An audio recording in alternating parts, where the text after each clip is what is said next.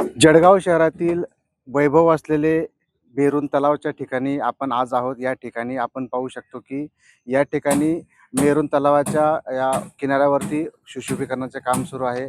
आपण पाहू शकतो की या ठिकाणी काही परिविभागाच्या माध्यमातून महानगरपालिकेला 5 कोटींचा निधी प्राप्त झालेला आहे. या निधीच्या माध्यमातून या ठिकाणी जळगाव शहरातील जळगावकरांसाठी आणि पर्यटक प्रेमींसाठी या ठिकाणी जॉगिंग ट्रॅक तयार करण्यात आलेला आहे.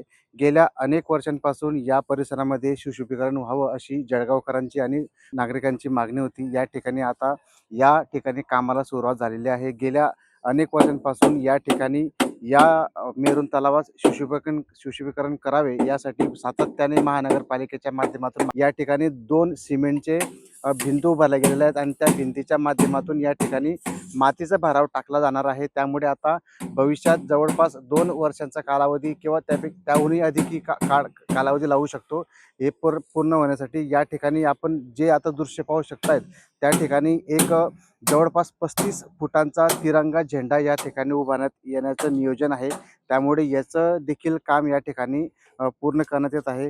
त्या भागाकडे आपण पाहू शकतो की आपण गेल्या अनेक वर्षांपासून जी मागणी असलेली चिडियाघरापर्यंत या ट्रॅकिंगची बांधकाम पूर्ण होणार आहे. जॉगिंग ट्रॅक पूर्ण होणार आहे. त्यामुळे जळगाव शहरातील खेळाडू असो, विद्यार्थी असो, आबालवृद्ध असो किंवा ज्येष्ठ नागरिक असो यांच्यासाठी हे एकदम सोयीचं होणार आहे. यापूर्वी या ठिकाणी जॉगिंग ट्रॅक नसल्या कारणामुळे अनेकांना चालण्यासाठी येण्यासाठी त्रास होत होता.